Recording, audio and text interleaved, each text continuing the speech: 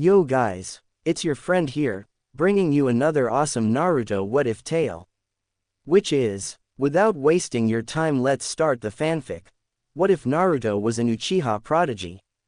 Shisui Uchiha stood broken. His emotions were already wrecked from the stress of dealing with his clan, which was poised to revolt. Losing his right eye to Danzo's treachery was like rubbing salt in his wound. He had intended to use his Koto Amatsukami to protect the village, to guide the Uchiha down a path of peace. Now, that hope was all but shattered. He struggled to control the feelings of anger and betrayal threatening to consume him. He couldn't afford to falter now. The village's future still hung in the balance. Danzo had poisoned him while taking his eye, so he suspected he didn't have much time. His left eye was still intact as he had managed to get away from Danzo before he took that as well. But it would die with him thanks to the poisoning. He couldn't allow that to happen. He needed to find someone worthy to inherit his power, someone who could carry on his mission and safeguard the peace he had fought so hard to maintain. His mind immediately jumped to Itachi. But he discarded that thought as soon as it came to him. Itachi treasured the village above all else bar his little brother. He had a suspicion that if the worst came to pass, Itachi would carry out Danzo's will to eliminate the Uchiha clan if Sasuke is spared.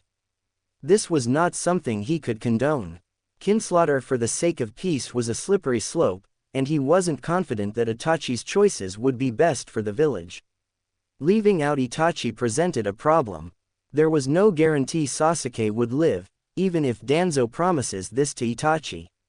Even if he did, the poor kid would suffer so much trauma that Shisui couldn't guarantee that he would be mentally stable. There were very few people apart from the Uchiha who could handle the chakra requirement of the Sharingan. In fact, he would say that the Senju and the Uchiha were a tier above the rest in terms of quality and intensity of chakra. Kakashi was living proof that transplanting Sharingan to a non-Uchiha may not be the best idea. Shisui believed that Kakashi's true potential was held back by the implanted Sharingan leeching his chakra. So if he was going to give his Sharingan to a non-Uchiha, they better have a hell lot of chakra with high quality. The Hokage was too old, and the whereabouts of the loyal Sannin were unknown to him. This left him with precisely one option.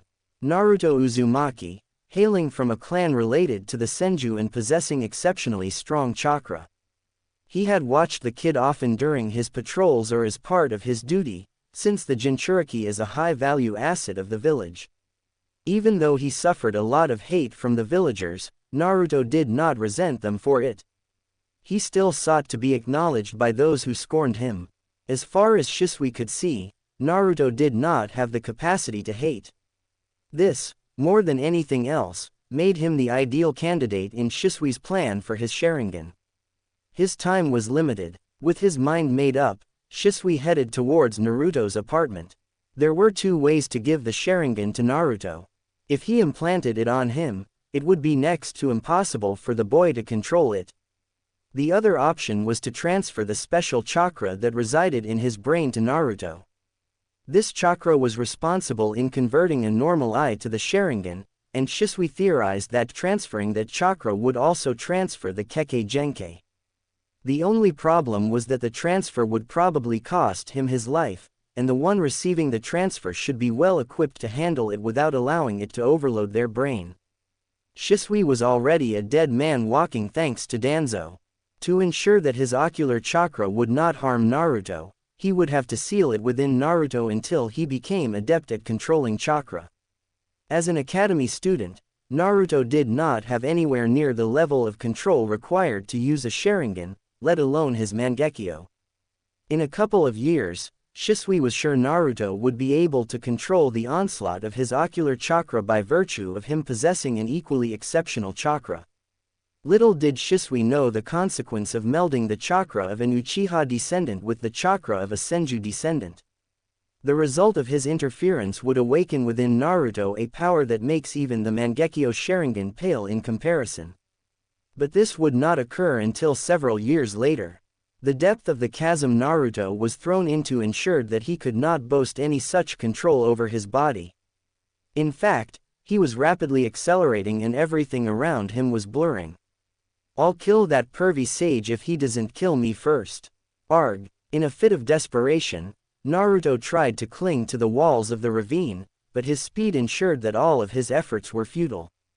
A few years ago, when Shisui Uchiha transferred his ocular chakra to Naruto, he kept a few fail-safes to make sure Naruto was protected. First, he conditioned that the seal withholding his ocular chakra be released only when Naruto achieves a specified level of control of his chakra. This requirement would be relaxed if the seal detected a life or death situation. Both these requirements were satisfied simultaneously at this moment. Naruto had learned the water walking exercise, which gave him the bare minimum chakra control specified by Shisui. When he was hurled into the ravine, Naruto's adrenaline levels skyrocketed enough to trigger the second failsafe condition. Thus, at that moment, the seal withholding Shisui's ocular chakra became undone. The chakra of a descendant of the Senju lineage mixed with the exceptional ocular chakra of the Uchiha, triggering the rebirth of the most powerful bloodline limit in history.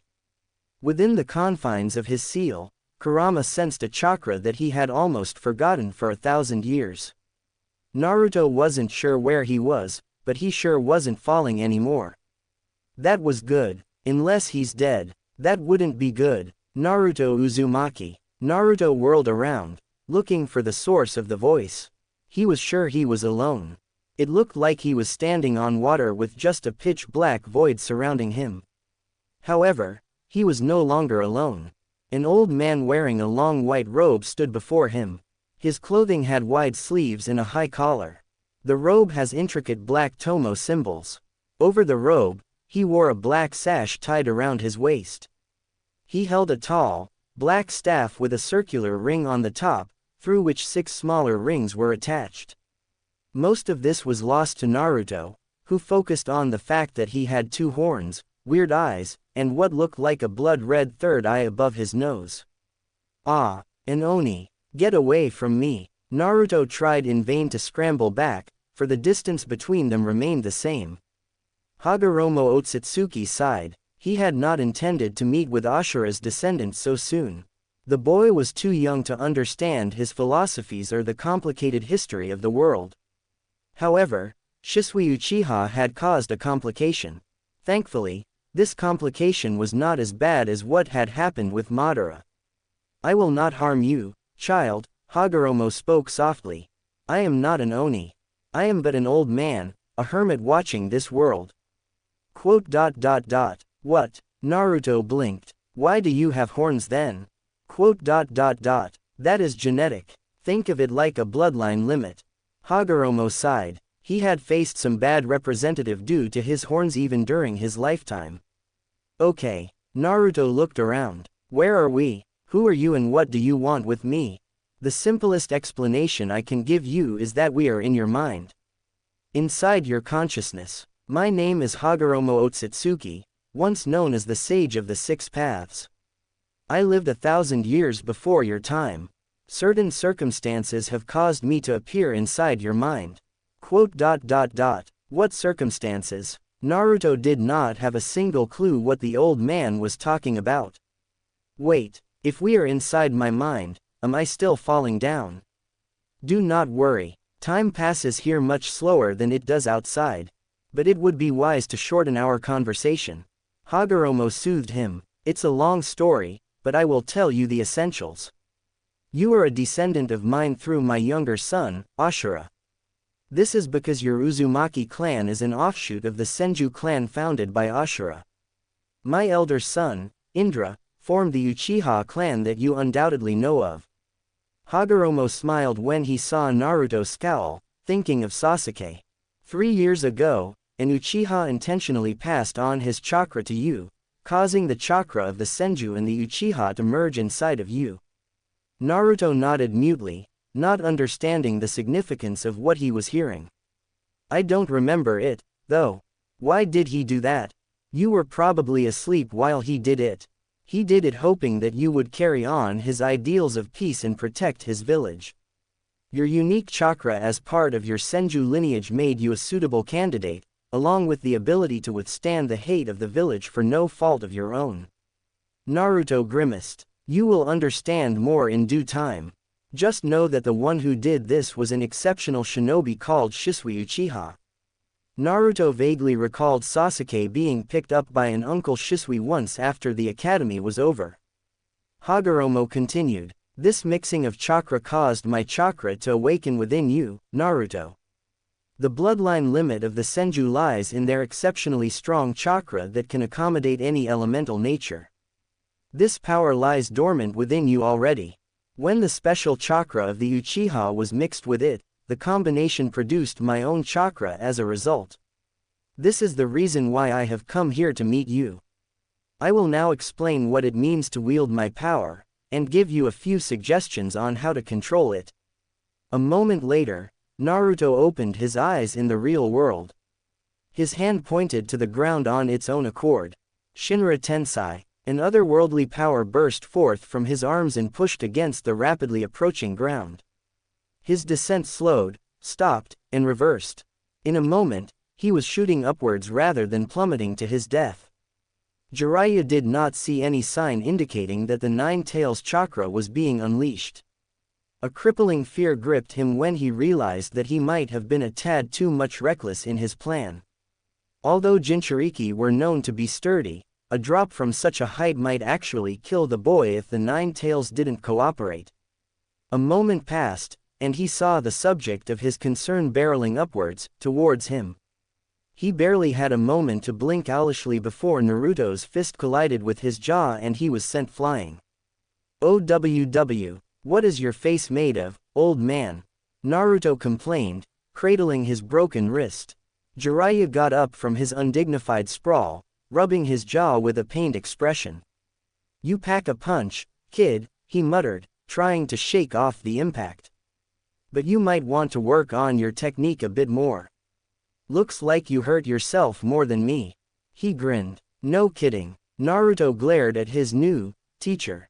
You could have just ditched me if you didn't like teaching me that much. No need to try and off me. Now, no pain no gay. Holy fuck, is that a Rinnegan? Jiraiya gawked, his eye bulging out in surprise. Indeed, the clear cerulean blue eyes of his student were replaced with a steel-gray sclera and black circles in a ripple pattern similar to his first student. Oh yeah, he told me my eyes would change, Naruto muttered. Do you have a mirror or something? Jiraiya produced a mirror from his pocket, to which Naruto raised a questioning eyebrow. For research, Jiraiya smirked, and Naruto rolled his eyes before taking the mirror to inspect his new look. He studied his reflection, turning his head from side to side. Well, that's something, he said, a mix of curiosity and apprehension in his voice. You said something about someone telling you this would happen? Jiraiya asked probingly, his tone nonchalant. Inside, his mind was working a mile a minute, thinking of all the possible explanations for this. He could come up with none. Naruto's chakra was still mostly the same, so that ruled out the possibility of him being switched by some imposter.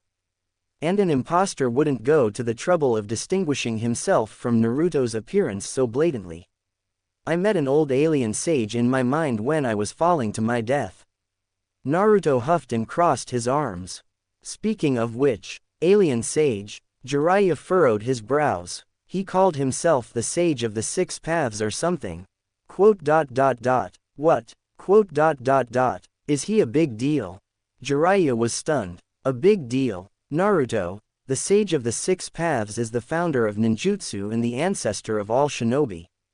If you met him, it's the biggest deal in history. But he lived 1,000 years ago, so I'm not sure how you might have met him. If you didn't have a Rinnegan right now, I wouldn't even be considering what you said as the truth. Naruto blinked, processing the information. So, this guy is important. Great. What does that mean for me? That depends on what he told you. Jiraiya trailed off, prompting Naruto to explain his situation to him. Half an hour later, both Jiraiya and Naruto were waiting patiently as the third Hokage finished smoking 6 straight pipes after processing the information that was conveyed to him. As his hands twitchingly went for the seventh pipe, Naruto cleared his throat impatiently. Ah, forgive me, Naruto. I am merely contemplating the implications of this revelation. The third Hokage and the third person to hold the title of the god of shinobi said in embarrassment. What Naruto had revealed to them was a world-alteringly significant piece of information. Naruto shifted uncomfortably. So, what do we do now, old man? The third Hokage sighed, putting down his pipe. We must be cautious. The power of the Sage of the Six Paths is immense. We need to ensure you can control it and understand its full potential. This is not something we can take lightly. You said the sage imparted some of his knowledge to you. Naruto nodded hesitantly. It's difficult to explain, but I feel like I understand this chakra stuff a whole lot better now. He opened his palm, and a black rod materialized in it. Is that? The third Hokage asked in shock. Yin-yang release, I believe. Jiraiya breathed reverently. Lord Fukusaku had mentioned stories told to him by Lord Gamamaru. It's the real deal. Hiruzen swallowed. Can you float, Naruto? Maybe. Naruto tried to emulate what he did during his fall down the cliff. Slowly, his form rose from the ground as if gravity held no meaning. He still wobbled, but he had accomplished something the third had only seen Onoki of the Hidden Stone and his predecessor do before. Excitement bubbled in Hiruzen's chest. The potential that Naruto was demonstrating was endless. He thanked Shisui a million times for his sacrifice and for strengthening the village. He still bitterly regretted the fate of the Uchiha. Shisui would have hated that his fears had come to pass. He passed a sheet of chakra paper from his desk to Naruto. Channel chakra into it, he instructed. Naruto did as he was told. The paper disintegrated. Jiraiya tilted his head. The reaction was similar for Nagato. To Naruto's questioning look, Jiraiya said, I'll tell you about him later. The chakra paper isn't designed to withstand such a powerful chakra, Hiruzen concluded. Perhaps it's mimicking the reaction of particle release, as it might be the closest known affinity to the yin-yang release of the six paths. Hiruzen's expression turned serious. Jiraiya, from this moment, you are to focus your efforts on training him. Only 3 days remain for the Chunin exams, which is too short of a time for him to reveal his Rinnegan. We need to come up with a way to hide it. Actually, the old alien sage taught me how to cover it up. Naruto smiled. Suddenly, his eyes looked the same as before. I didn't know that it could be deactivated. Jiraiya was overjoyed. A lot of the headaches associated with the emergence of the Rinnegan were now postponed until Naruto would be ready. They can, but that's not what I'm doing, Naruto said, a little smugly. He said it's a perception filter or something. Naruto struggled to explain it. It's not a genjutsu, it just changes the light reflected from my eyes to make it look like my eyes are normal. He said it may not completely work on exceptionally gifted Hyuga clan members, though. I can deactivate the Rinnegan, but he said with this, I can still have the advantage of seeing through it without letting others know about it. What? The third asked in a daze. He couldn't see the depth of Naruto's new ability. Somehow, I have a feeling I didn't even scratch the surface of the Rinnegan's potential with Nagato. Jiraiya shook his head in amazement. The third pondered his options for a moment and faced Naruto. Naruto, for your safety as well as the safety of our village, do not reveal your Rinnegan until Jiraiya allows you to do so. This includes its abilities. Any ability that can be explained by existing jutsu is fine. But the yin-yang release and your ability to float should be kept especially under wraps. The third sighed. I expect this list to expand soon. Oi, then how am I supposed to win against Neji, old man? Do you need the most powerful eye technique in existence to deal with a genin, Naruto? If so, I would have to doubt your ability to become a Chunin. Naruto looked like he swallowed a lemon. I guess not, but he has freaky eyes too.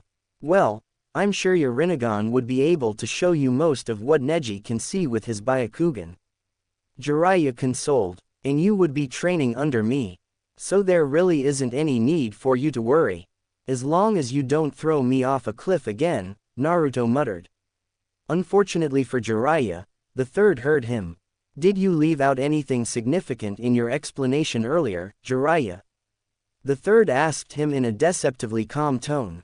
Oh, heh, maybe. Naruto stood in a clearing of training ground 44, otherwise known as the Forest of Death. The morning sun cast long shadows across the training ground.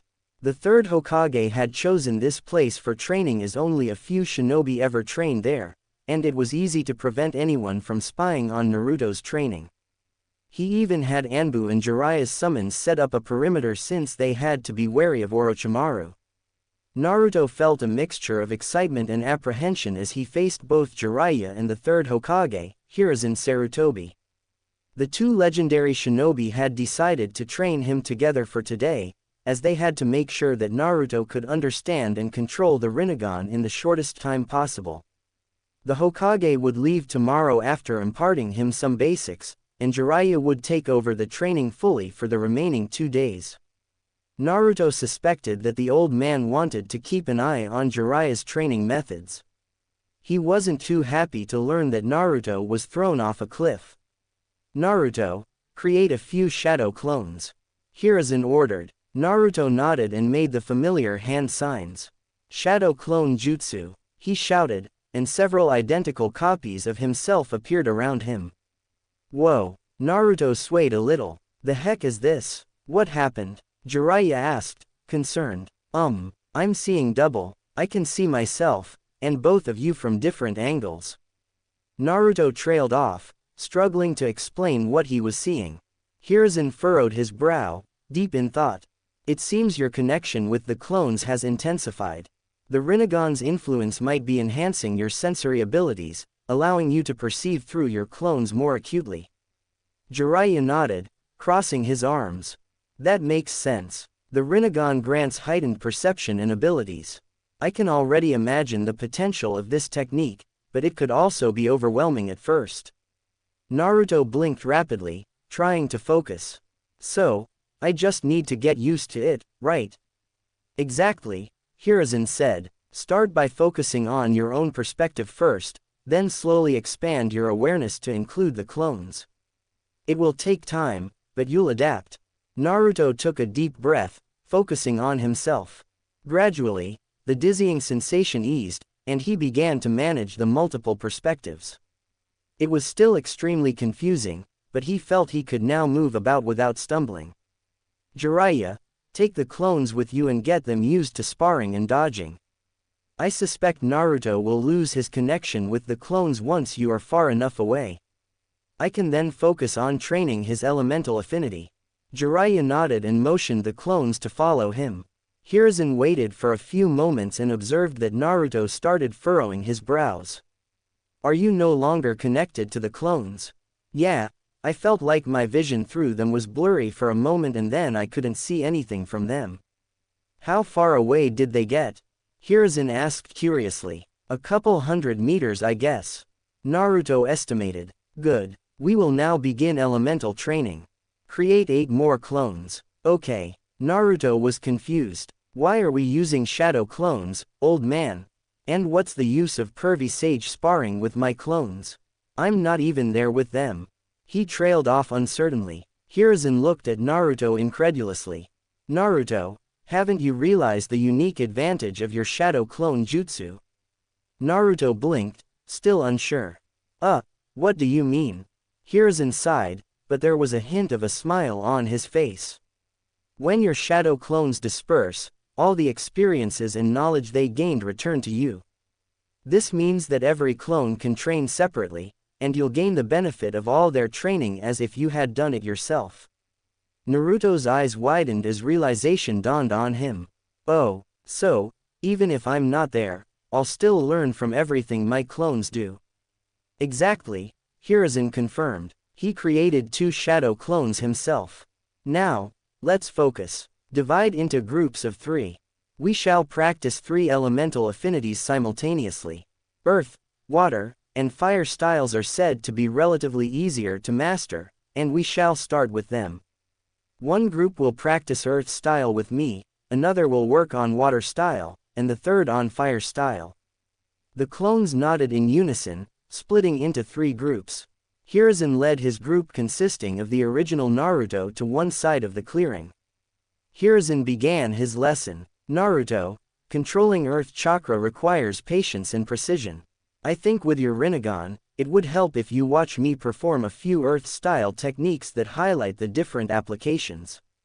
Understand how the normal chakra is converted to attain the change of nature and watch how the hand seals influence this change. This is an unconventional way of teaching this, but it may be more beneficial for you. Now, watch closely. Hiruzen performed a series of hand seals with deliberate precision. Earth style. Earth Dragon Bullet. He declared. The ground shook as a massive earthen dragon emerged, opening its massive jaws before launching multiple earth projectiles. Notice how I convert my chakra into earth nature, Hiruzen explained. The hand seals channel and shape the chakra, allowing it to transform into the earth nature. The dragon and its projectiles are a result of this precise manipulation. Naruto nodded, his Rinnegan picking up on the flow of chakra and the subtle changes during each hand seal. I see it, the way your chakra changes as you form each seal. I see it change color, sort of. And your chakra became a lot denser and spread into the ground through your feet. Hiruzen smiled. Exactly. Now, let's move on to another technique. This one focuses on defense. Earth style. Mud wall. He quickly formed the necessary seals, and a sturdy wall of earth rose from the ground, solid and imposing. Again, observe the conversion of chakra and the difference from my previous attempt, Hiruzen instructed. Feel the stability and strength of the wall. It's all about merging your chakra with the earth. Naruto concentrated, watching the chakra transformation with his Rinnegan. He could see how it merged with the earth to form a solid barrier. Hiruzen demonstrated a few more techniques, each with deliberate precision, while going into more detail on each jutsu each time. He explained the importance of each hand seal, how chakra can be concentrated or dispersed, how the timing of the seals could affect the jutsu's power and stability, and how different combinations of seals could produce varied effects. He was enjoying the resumption of his teaching after such a long time. He was also amazed at some of the insights Naruto gained regarding his techniques thanks to his Rinnegan. Now, it's time to put it into practice. Try to create a small mud wall, which is the easiest earth-style technique to learn. Hiruzen instructed. Naruto and his clones nodded, excited at the prospect of finally learning a cool jutsu after the summoning technique. Meanwhile, Jiraiya had instructed a couple of Naruto clones to focus on floating above the ground without moving. He reasoned that this would be a good exercise in chakra control, which would help Naruto in the long run. He turned to the remaining clones and grinned. All right, now, all of you come at me and try to land a hit on me. I will not use my hands at any point. He grinned, seeing Naruto's insulted expression. 3 clones charged at him abruptly, their fists aiming for his torso. Jiraiya dodged effortlessly, using his legs and body to evade their attacks. Come on, is that all you've got? Jiraiya taunted, a taunting smirk on his face. The clones regrouped and attacked again, this time coordinating their efforts. One aimed high while the other 2 went low, trying to corner Jiraiya. He leapt into the air, flipping over their heads and landing gracefully behind them. Nice try, but you'll have to do better than that, he said, still grinning. The clones were having a hard time absorbing the influx of information from multiple perspectives. He could see Jiraiya from 6 different angles, but he still couldn't land a hit. It was frustrating, to say the least. All right, guys, let's change tactics, the designated lead clone of the group muttered to himself. They spread out, attacking from different angles and using feints to try and catch Jiraiya off guard. Despite their improved strategy, Jiraiya continued to dodge their attacks with ease. His experience showed when he used every opportunity to teach Naruto through action. Focus on reading my movements, not just reacting. Anticipate where I'll be, he advised, effortlessly sidestepping another punch. The clones persisted, their movements becoming a little more coordinated and precise with each attempt.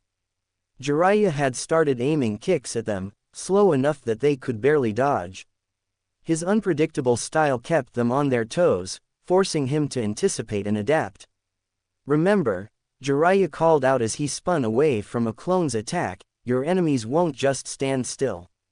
You need to be ready for anything."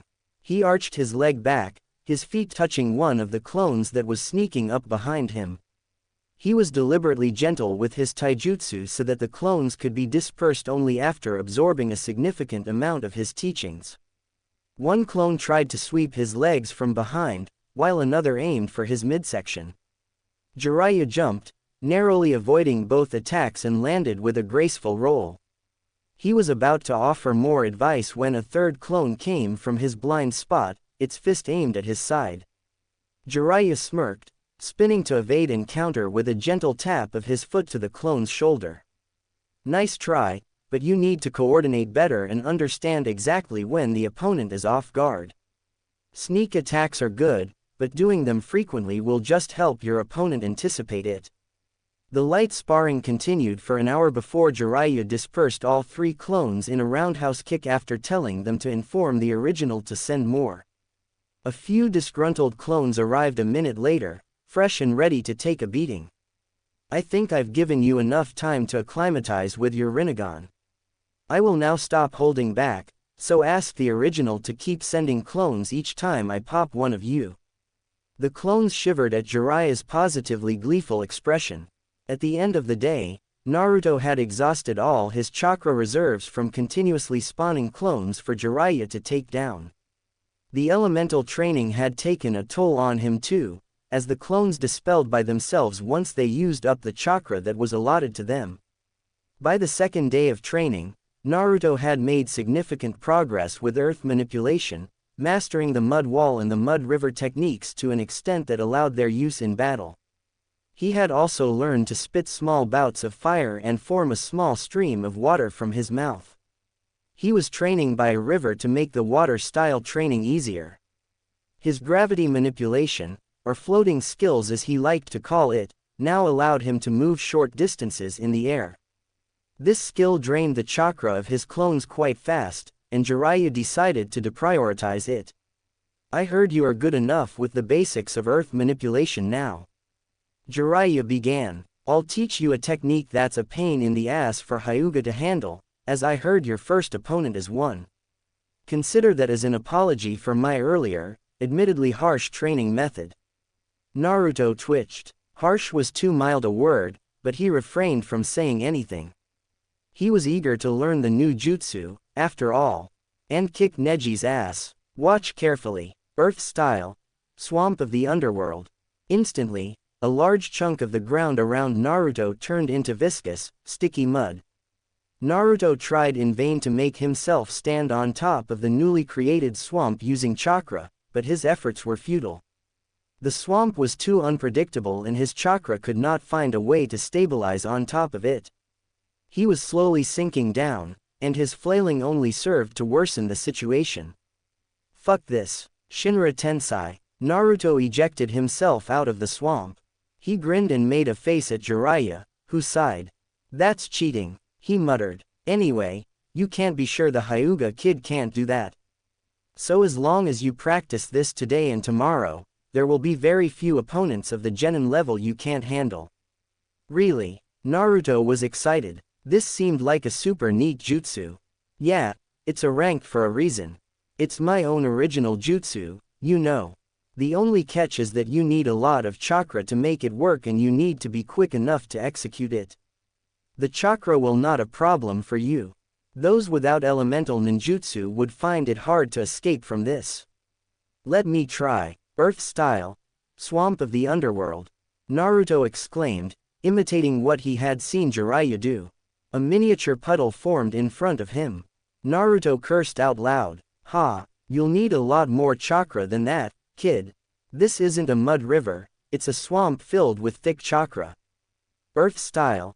Swamp of the underworld," Naruto repeated, amassing as much chakra as he could control at the moment. Jiraiya swiftly jumped back as his immediate surroundings turned into a marshland. A few nearby trees toppled over as the swamp began to gradually increase in size. Naruto once again felt the familiar sensation of the swamp pulling him down. You need to strengthen the ground beneath you, obviously. Jiraiya tsked. And then work on the speed of the jutsu. The Hyuga would have disabled you by the time you pull this off if that's the best you can do. Gee, did you get this far on your second try, pervy sage? Naruto asked, sarcasm dripping in his voice. I didn't have a legendary eye with me, kid. And I invented it, so it took longer. Jiraiya crossed his arms. Now, on with it. Naruto grumbled as he created a few clones and started working on the new technique. A bit further away, his other clones were practicing fire and water manipulation while a few others were sparring with each other to hammer in the lessons from the previous day. Jiraiya was sure the final stage of the Chunin exams was going to be very interesting this time around.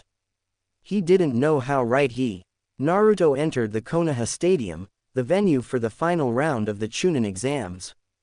The whole place was buzzing with anticipation and excitement. The stands were filled with spectators, and Naruto saw some familiar faces among them. His Rinnegan, covered under the illusion devised by the sage, could pick up the large and small chakra sources surrounding him. He could easily find the Jonin sensei and his former classmates near them. Hinata was still looking a little worse for wear from her battle with Neji. He would make sure to kick his ass for her. Next to her, he saw Sakura. Her chakra was minuscule, and Ino's wasn't much better. He was surprised to find that Gaara's chakra was one of the largest among those present, barring the cage and Jiraiya. Speaking of which, there was something not quite right about the Sand Village cage sharing the booth with the old man. He figured it was probably a bloodline limit, but he was weird. Naruto didn't know how to explain it, but the guy felt evil. He joined the other genin who were lined up, each one standing tall and ready. Well, except Shikamaru, who was slouching. He grinned and stood next to the lazy Nara. Shikamaru's chakra was the smallest among the contestants, but he could see that it was heavily yin-natured with only a little yang chakra. That explained the Nara clan's affinity to shadows, Naruto supposed. He felt thankful that the Hokage had given him a brief review of all the known chakra natures and their combinations. Naruto frowned as he couldn't locate Kakashi or Sasuke in the crowd. They were probably running late, which was unsurprising since it was on form for Kakashi. Speaking of which, that's another bastard that needed some ass kicking. The proctor for the exams stepped forward, his voice booming across the stadium. Welcome to the final round of the Chunin exams. Today, each of you will have to fight for your life to show that you are worthy of the title of Chunin. Anything goes from this moment on, although you may get more points if you keep your opponent alive at the end of it. As one of the contestants for the first match is no longer with us, the first match will be Naruto Uzumaki vs. Neji Hyuga. The remaining contestants are to observe from the stadium until your turn arrives. As the other contestants moved to the gallery, Naruto took his place in one half of the arena. Neji faced him with his usual calm demeanor, his Byakugan activated. A tense silence fell over the stadium. I see that you have decided to fight fate and partake in this meaningless battle. Know that it is futile. Neji smiled, knowing that his words would grate on his opponent's nerves. Naruto took a calming breath. If you're so sure of yourself, Neji, let's make a wager, shall we? What do you have that would be of use to me? Neji snorted. Afraid of losing, I see. Naruto nodded understandingly. Wager something worthwhile and I might take you up, Neji glared fiercely. Or stop this childish babbling. I'll wager my forehead protector. Naruto declared, and you have to stop being mean to Hinata if you lose instead. Naruto, what are you doing? Sakura shouted from the stands, horrified. Wagering one's forehead protector would be equivalent to giving up being a shinobi. He's lost it. Ino shook her head. There's a time and a place for showing off. He's gained a lot of confidence. Shikamaru frowned. I know he's an idiot, but this seems excessive. Many in the crowd were equally perplexed by Naruto's declaration, having already decided that the fight was a foregone conclusion. Hiruzen Sarutobi watched intently from the cage's booth, wondering if Naruto could afford to be that confident. Back in the arena, Neji's grin widened. Either way, you win. You will not die a pitiful death in the field if you are no longer a ninja.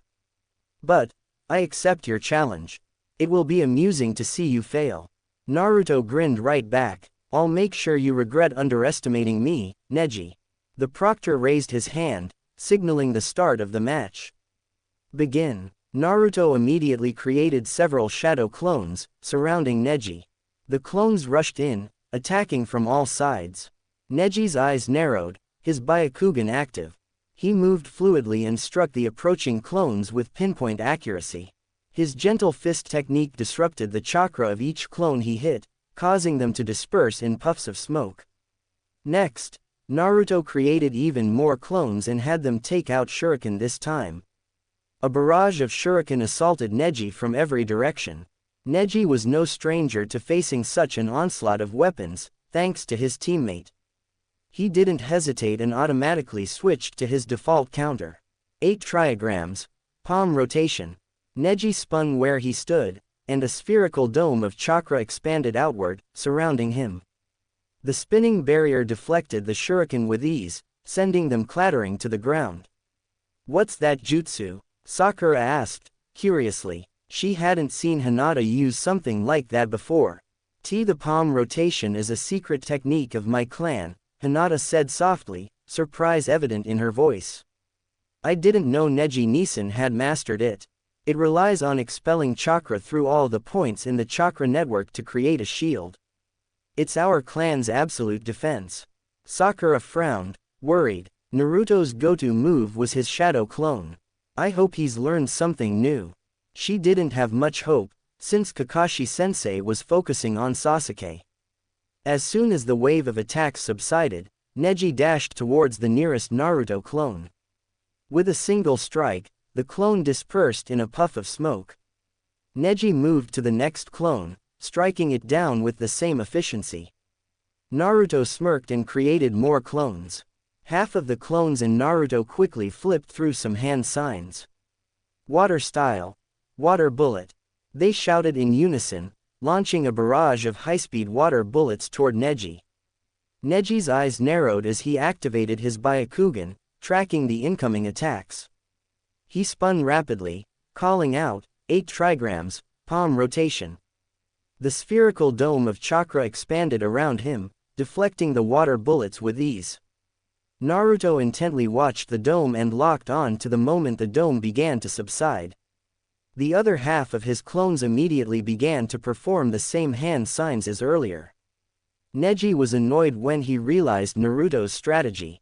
To keep alternating attacks using 2 groups of clones and force him to maintain his technique. As soon as the technique slowed, the second wave of clones launched another barrage of water bullets. Neji gritted his teeth and spun into another rotation, deflecting the attacks. He's trying to wear me down, he thought, irritation evident on his face. And he has a very large chakra reserve. Naruto grinned. A battle of attrition was always in the favor of a Jinchuriki. Well, it looks like Naruto learned a few tricks. Kiba laughed with glee. If Naruto didn't put on a good showing, it would reflect badly on him too. Water-style jutsu, Sakura breathed, stunned. A moment ago, she was sure that Naruto didn't have much hope against Neji. But it seemed the tables had turned. She was shocked that Naruto had learned elemental jutsu in such a short span of time. She had started to feel that she was out of her depth ever since the Forest of Death. That feeling came back with a vengeance when she realized how much Naruto had improved. As the first set of clones began preparing for another barrage of water bullets, Neji abruptly broke off his technique and attacked the nearest Naruto. He was grazed by multiple water bullets and hit by 2, but Neji had ensured that the ones he allowed to land were in non-lethal spots. Dispelling the clone, Neji promptly put some distance between himself and his opponents. He made it seem like the technique takes some time to stop, but also knew how to stop it suddenly. Naruto was impressed. Neji had executed the slowed stop of the palm rotation mostly for show and finesse, and quite possibly for deception. As soon as he saw Neji break off the technique, Naruto began to form another set of hand seals. Earth style. Mud wall. He shouted, slamming his hands to the ground. His clones that were not yet dispersed copied his actions. While his earlier demonstration of water style had caused some surprised murmurs, the revelation of a second elemental nature caused an outroar, especially among the ninja of the Leaf Village who knew Naruto well. "That's impossible," Kurenai exclaimed, her eyes widening in surprise. He learned 2 elemental natures in such a short time. He only used sub-par taijutsu against Kiba. Asuma nodded, his expression serious. "It seems Kakashi has been holding back on what he's been teaching Naruto." "Tree walking my ass." The Hokage watched Naruto with interest. "It seems he was able to speed up the jutsu as I asked him to. He will become a formidable shinobi soon." Rasa, the cage, narrowed his eyes. Something has happened to the Jinchuriki. Jiraiya could not have taught him so much in such a short time, even if they exploited shadow clones to the fullest. The boy was hopeless in the forest. Mud walls blocked his path as Neji rushed to attack Naruto. He jumped and maneuvered around the small obstacles adeptly. The fight was taking far longer than he calculated, and he was exposing most of his techniques. The same could be said for Naruto, but Neji could see that the boy hadn't exhausted even a fraction of his chakra. He had misjudged him greatly. Naruto and his clones were moving around too fast and the terrain was changing along with them. A few clones also pestered him with water bullets to keep him on his toes. "I need to finish this now," Neji thought as he dodged another bullet. He leapt into the air and landed on the other side of the stadium. "You are within the range of my divination," he announced, changing his stance. Hiyashi jolted, recognizing the secret technique of the Hyuga clan. "Watch carefully, Hanabi," he instructed. "It seems your cousin has learned the most coveted technique of the Hyuga clan." From the stands, Hinata froze in her seat as she recognized the technique. "The 64 palms," she whispered. "What now?" Sakura asked, afraid of the answer. "That is the highest-ranked offensive technique of my clan. The speed of the attacks increases exponentially with each step of the technique.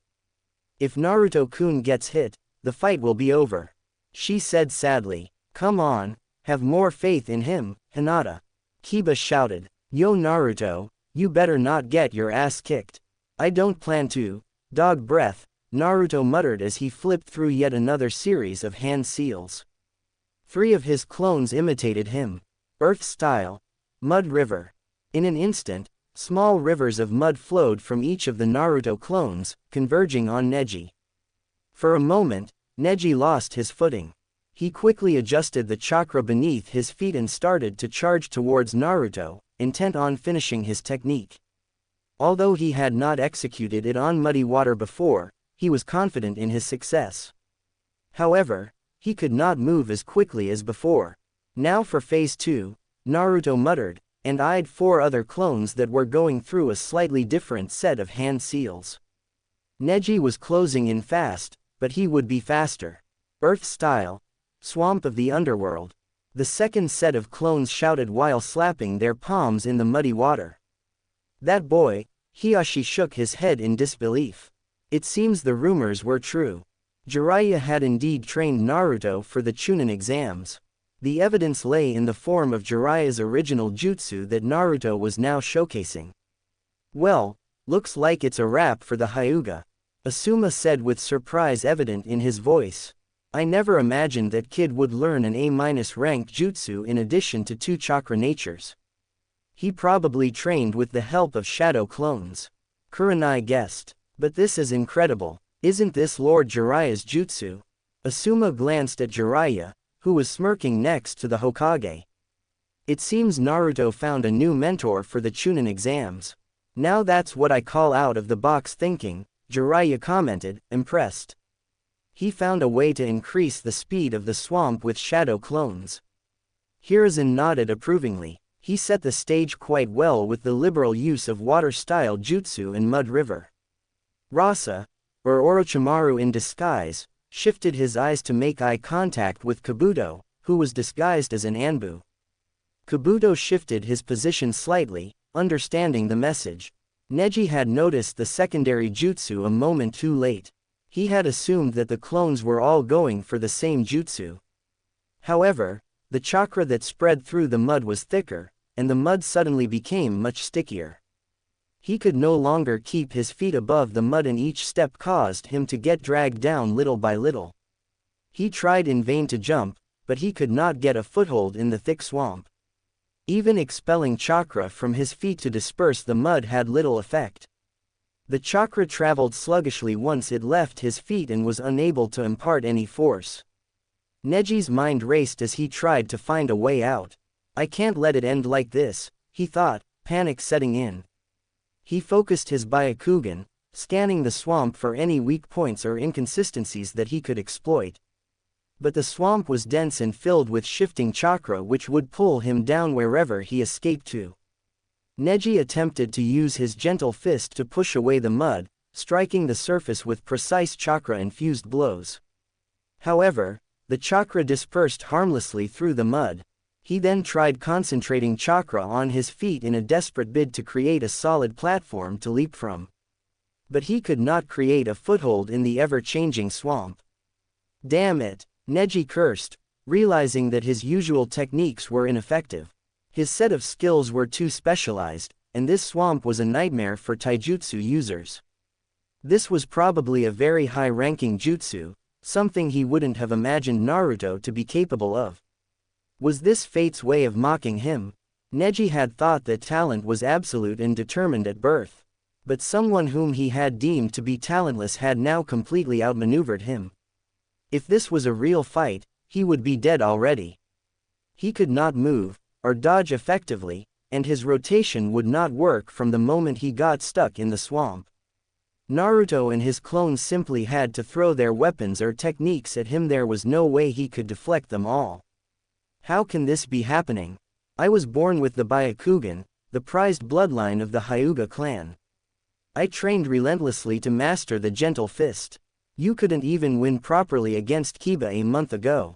How did you get so much stronger in such a short time? Those eyes of yours, Naruto replied. No matter how good they are, they can't see anyone's fate. They can't see anyone's talent. You think you know everything about me because of your eyes, but you don't. You don't know how hard I've worked, how much I've struggled. Neji's eyes widened slightly, remembering these words being repeated by his sensei and Lee. He remembered how Lee was able to wound Gaara. He had written it off as it was ultimately useless. But for that brief moment, Lee had burned brightly. Are you saying hard work can surpass destiny? That talents don't matter. I'm saying that destiny is what you make it, yeah. Nothing is set in stone. And no one can just look at you and decide if you're talented or not.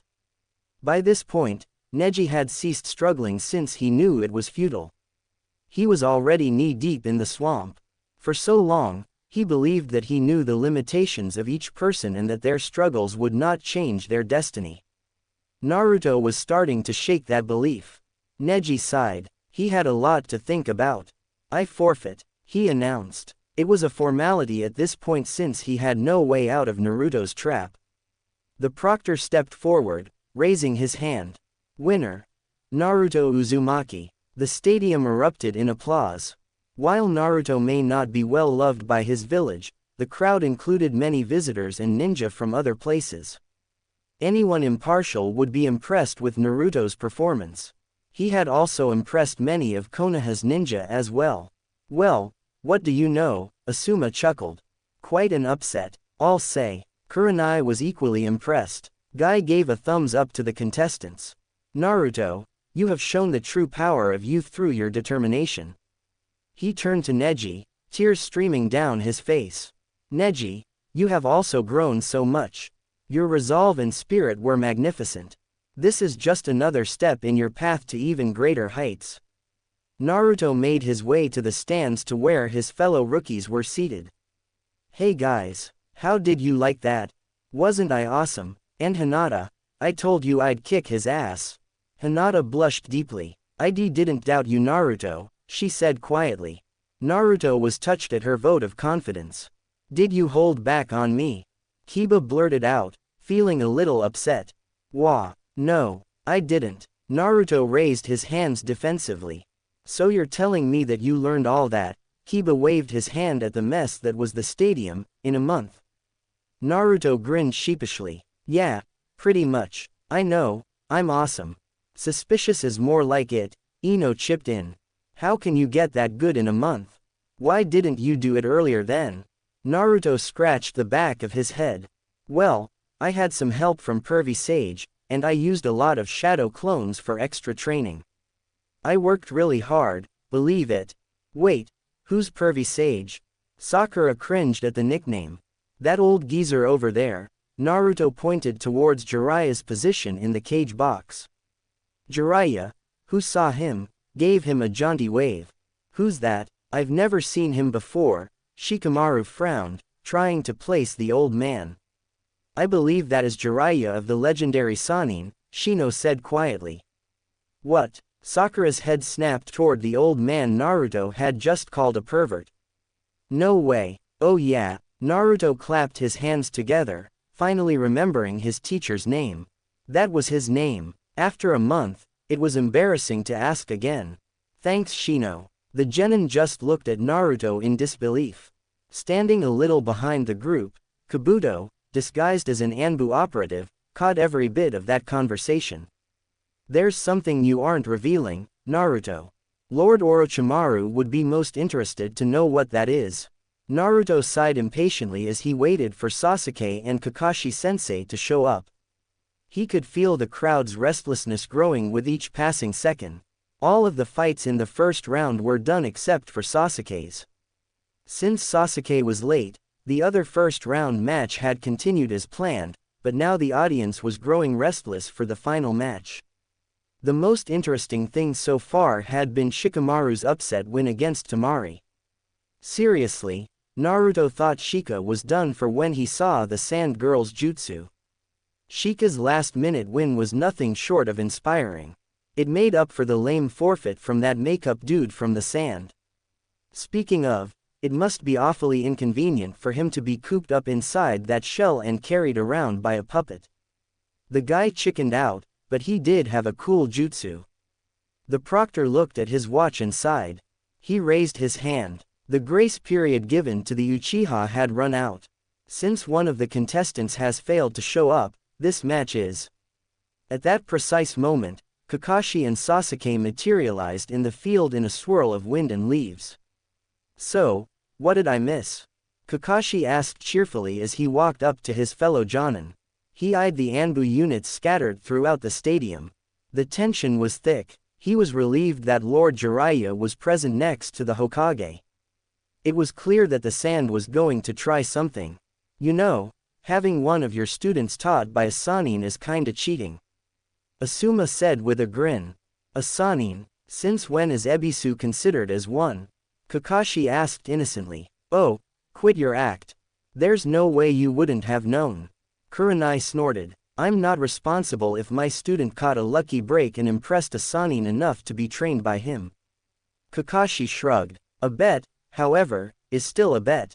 Asuma grumbled as he handed some of his money to Kakashi, who took it gleefully.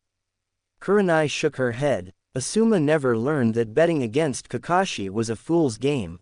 So, tell me what exactly happened. I can see that Naruto is looking none the worse after his battle. Kakashi observed, impressed despite himself. He expected at least a few of his chakra points to have been blocked. He had received word that Jiraiya had started training Naruto on summoning techniques around 3 weeks ago, but he hadn't heard of the results of his training. Yeah, Neji didn't touch him. Literally. Asuma chuckled. I'm beginning to think the team assignment was ridiculously unfair this time. Those are not the skills of a last-place genin. Well, people change. Lord Jiraiya himself was the last in his graduation class, I believe. Kakashi replied. And the same goes for Guy. That's right, Kakashi. Your student has shown that hard work can make all the difference in the world. Guy said, giving him a thumbs up. Kakashi noticed that the smile did not carry the usual enthusiasm. Lee's state was weighing down on him. Kakashi observed Naruto, who was chatting with his friends. It was hard to believe that he had defeated Neji so handily with just a month of training, but it was embarrassing for him to ask more at the moment. He could see Jiraiya shooting him a "we need to talk" look, so he assumed he'd get filled in soon enough if whatever the sand and sound had planned didn't stop it. Something big had happened with Naruto. Naruto watched as Sasuke dodged wave after wave of Gaara's attacks. Gaara hadn't moved from his place, letting his sand do all the work for him. Sasuke has his work cut out for him. Naruto saw that Gaara had enough chakra to do this the whole day and not get tired.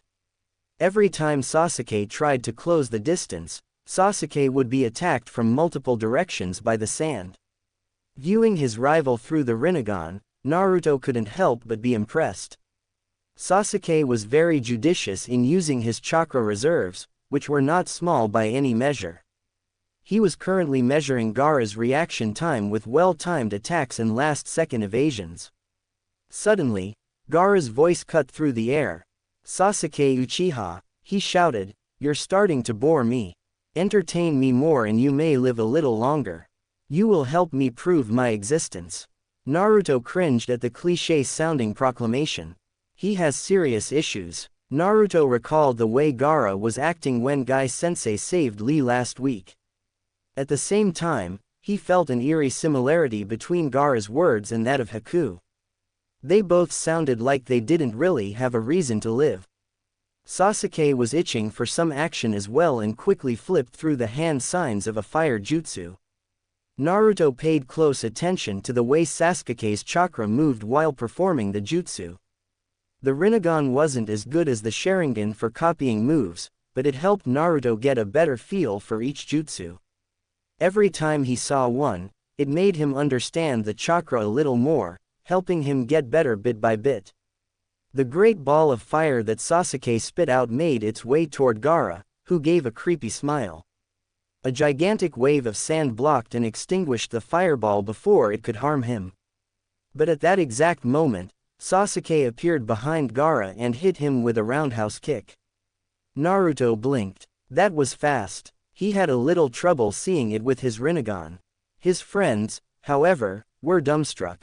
To them, it was as if Sasuke had teleported. Gaara shot towards one of the side walls of the arena. A cushion of sand was already there waiting for him, absorbing the shock of the impact. Sasuke was already running towards Gaara while flipping through a new set of hand seals, which Naruto recognized to be that of a lightning-style jutsu. As he heard the familiar sound similar to the chirping of birds, Naruto sent Kakashi a look of betrayal. He should have taught me that, damn it. Gaara's hastily conjured sand shield could not hope to stop Sasuke's attack.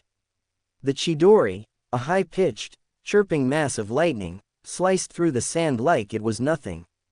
Sasuke's hand, crackling with electricity, thrust forward, aiming directly at Gaara. "That's the second A-ranked jutsu shown by a genin today," Asuma complained. "Second? Huh, did Lord Jiraiya teach Naruto the Rasengan?" Kakashi wondered. Suddenly, a scream of pain echoed through the arena. "My arm!" Gaara howled as the Chidori connected with his left arm. Although he had managed to avoid the attack's intended target, his hand was now bleeding from the cut. Reacting quickly, he encased himself in a thick shield of sand. At that moment, Naruto could feel that something had changed. He noticed a very thin layer of chakra, almost like a fog, descending on the audience. Suddenly, everyone was starting to feel sleepy. Recognizing the descending yin chakra as a genjutsu, Naruto quickly agitated his chakra. He saw that a few of his friends had also fallen victim to the genjutsu, and quickly moved to assist them. Ah! Naruto whipped his head around when he heard the sound of a high-pitched scream from Sakura. His blood froze when he saw that she was now unconscious and being carried by an Anbu operative. He who most definitely was not an Anbu if he pulled something like this. Hey, why did you attack her? Naruto shouted, quickly creating several clones and charging toward the unknown Anbu. Follow me and you might find out, said a condescending yet familiar voice from beneath the mask. The Anbu swiftly rushed out of the stadium, with Naruto hot on his heels. That almost sounded like Kabuto. Nah, can't be, Naruto thought, shaking his head as he continued the pursuit. Naruto. Kakashi sprinted towards his student, recognizing the hostage tactic. They were probably trying to incapacitate the Jinchuriki before he became a problem. Before Kakashi could reach Naruto, 4 sound ninja materialized in front of him, surrounding him. You will stay right here. One of them barked. Reacting swiftly, Kakashi uncovered his Sharingan and created a clone. The clone immediately began flipping through hand seals. Ninja art. Summoning. The clone called out, bringing forth Kakashi's faithful Nin-Ken to track and pursue Naruto. Meanwhile, the original Kakashi went through the hand signs that Sasuke had used moments before. Lightning crackled around his hand as he prepared a Chidori, staring down the sound Jonin who encircled him. I'm sorry, gentlemen, but I'm on a tight schedule. I'll have to cut this meeting short. Sasuke quickly dispelled the genjutsu and scanned the area for the source. He saw the chaos unfolding around him, Sakura being kidnapped, Naruto giving chase, and Kakashi being intercepted. The Sand Team's Jonin-sensei appeared in front of Gaara, flanked by his siblings.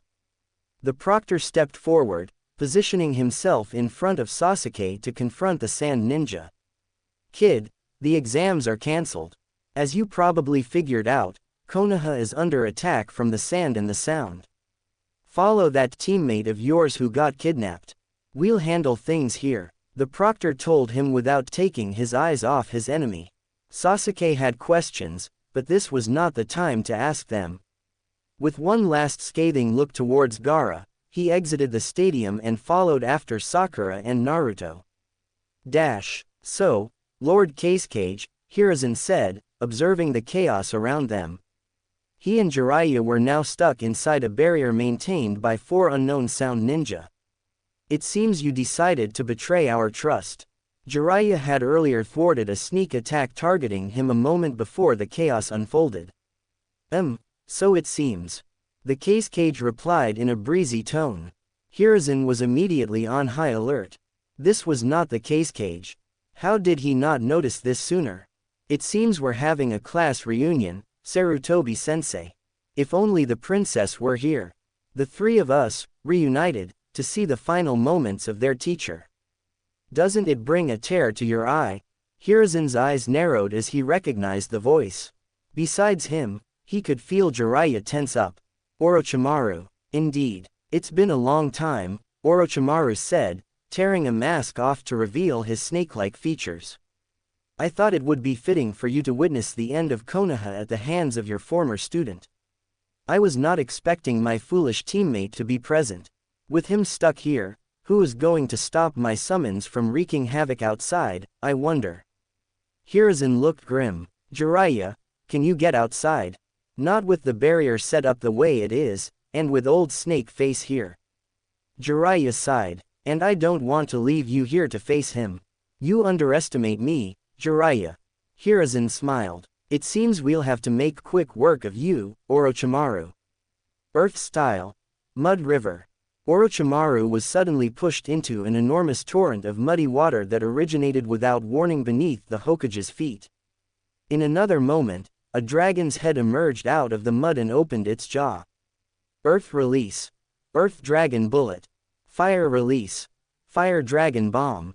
Hiruzen performed 2 techniques in succession, igniting the stone bullets with explosive firepower and bombarding Orochimaru. Unfortunately, he could see that Orochimaru had already substituted himself with a mud clone. Such impatience does not suit you, sensei, Orochimaru drawled, dodging a punch from Jiraiya by bending at an unnatural angle. His tongue shot out of his mouth, morphing into the shape of a snake. A blade extended from the snake's mouth, missing Jiraiya by a hair's breadth. Orochimaru swung the sword in a wide arc to ward off further attacks, his eyes gleaming with sinister delight as he flipped through some hand signs. Summoning. Impure world reincarnation. Orochimaru said gleefully, slapping his palm on a roof tile. The ground beneath him glowed ominously as he completed the summoning. Shit, Jiraiya swore, recognizing the technique. He quickly clasped his hands together. Fire style. Inferno wave. Earth style. Planet splitter. Hiruzen followed up immediately. Jiraiya's destructive sea of fire surged forward, merging with Hiruzen's earth-splitting technique to create a destructive field of lava. The combined force of their jutsus crashed into Orochimaru's summoning circle, creating a massive explosion. Dust and debris filled the air, obscuring their vision and sending shockwaves through the battlefield. The ground trembled under the impact, and everything was shrouded in a thick cloud of smoke and rubble. As the dust began to settle, the outlines of 5 coffins became visible through the haze. 2 of the coffins had taken the brunt of the explosion, but 3 of them remained relatively intact, standing eerily amidst the destruction. Orochimaru's voice cut through the settling dust, filled with twisted glee. I must commend your quick reflexes, but these 3 will be more than sufficient. The coffin lids creaked open, revealing the forms of 3 shinobi. 2 of them were male and were clad in ancient armor, while the third was a woman with bright red hair that was arranged in buns with hairpins in them. She had a blue rhombus marking on her forehead. 2 tags were hanging from her hair buns. Jiraiya quickly positioned himself beside the Hokage and swore when he got a good look at the summoned shinobi. This is gonna be quite troublesome. He immediately performed a summoning technique. A giant magenta-colored toad had materialized beside him, with 2 swords strapped to its waist. You'll have to hold off any attacks for a while, old friend, Jiraiya said as he clasped his hands together as if to pray. Gamaken's eyes widened as he looked at the opposition. He gulped. I'll try, but you know that I'm clumsy. You, the third Hokage was shaking in rage. You don't even leave the dead to rest. Orochimaru simply chuckled darkly, enjoying his teacher's rage. Is that you, Hiruzen? And Jiraiya? The woman asked, tilting her head. She looked around and looked surprised to see her 2 companions. Are we summoned here by your technique, dear brother-in-law? She asked the white-haired man beside her. It appears so, the man replied, but there was a hint of nervousness in his voice. I never imagined. Oh, didn't you? The woman asked in a deceptively calm tone. I was sure I had warned you against this technique. Several times, in fact. I warned him too. The third man, who had long black hair, joined in accusingly. But does he ever listen to us? No, of course not. Typical. As amusing as it is to see your family reunion, Orochimaru chuckled, you have a village to destroy and students to kill. Specifically, your village and your students. A pipe dream. The woman sighed, forming a few hand signs. However, she was forced to stop midway. We can't have that, can we, Lady Mito? You will do exactly as I tell you. Orochimaru said smugly. I always knew that you were a rotten apple, Orochimaru. Mito Uzumaki muttered, her face darkening as she recognized her summoner. She could see that both of the Senju brothers were also facing similar difficulties breaking out of the jutsu. It seems they were significantly weakened so that the jutsu could hold them. This was both a good thing and a bad thing. Senju Hashirama sighed, giving up his efforts to escape from the jutsu. Sensing his chakra, he felt as if he was back to being a teenager. He couldn't resist as the shinobi called Orochimaru plunged a kunai infused with seals into his skull. He could feel his personality becoming muted and his will diminishing as if he were watching his body from a distant place. Hiruzen quickly reined in his emotions and summoned the Monkey King, getting ready for a serious battle. Once the reanimated shinobi were out of their coffins, there wasn't much you could do to stop the jutsu. All he could do was to prepare for the inevitable confrontation. A moment later, chains made of pure chakra exploded out of Mito, intending to skewer Jiraiya. At the same time, the Hokage was assaulted by a veritable hail of earth and water bullets. The chakra chain collided with Gameiken's shield, though the sheer force of the impact pushed him back. Jiraiya quickly hopped onto Gameiken's back. Taking the cue, the toad leapt into the air, creating some distance between them and the reanimated shinobi. Hiruzen had erected a sturdy mud wall that was taking most of the damage from the barrage of water bullets. However, the wall was destroyed by a powerful jet of water in the next moment. Wood style. Deep forest emergence. The first Hokage slammed his palm to the ground. Genjutsu. Bringer of darkness. The second Hokage followed up with his own signature jutsu. The world was encased in darkness as fast-moving roots approached to bind Jiraiya and Hiruzen. Ah, shit, who turned off the lights? Jiraiya cursed in dismay. Naruto felt a strange chill as he chased after the unknown Anbu who had captured Sakura. He sneaked a look behind him, and blanched when he saw that a portion of the sky above the stadium had turned pitch black. A dark purple rip could be found in the sky, and he saw some things being pulled out of the rip. Are those ghosts? Naruto thought apprehensively. For a moment, he deactivated the Rinnegan. The sky was now clear with no trace of the abnormalities. When he activated it again, the eerie sight could be seen again. Something bad is happening there. I have to hurry back. Naruto thought to himself. He boosted his speed to the fastest he could, but he could not catch up to the Anbu. In another moment, the Anbu stopped in a small clearing. Sensing the confrontation, Naruto stopped as well. Oi, bastard, give back Sakura, he yelled. Oh, believe me, I have no use for this deadweight. The Anbu chuckled. Sakura was slumped against his shoulder, unconscious. If you answer some of my questions, I might consider your request. What do you want to know from me? I'm just a genin, Naruto declared. However, his mind was racing. Did that guy know something? He was definitely not a Konoha ninja. Was it a spy, playing innocent the first C? A pity. Remember, you caused this. In a flash, the Anbu's hands glowed green. He struck Sakura in the heart and held her up by her throat. Naruto froze. He could see that the strike had done something. Sakura's heartbeat was stopping. She will die soon, the Anbu said carelessly. Should I let her suffer a slow death, her heart stopping little by little, or, he squeezed his hand that was holding Sakura by her neck. Should I just end her misery right now? Sakura, Naruto screamed, his voice becoming guttural with raw fury. Panic and rage surged through him. The thought of losing Sakura, his teammate and friend, was unbearable. His vision blurred with tears of helplessness, and a cold sweat broke out on his forehead.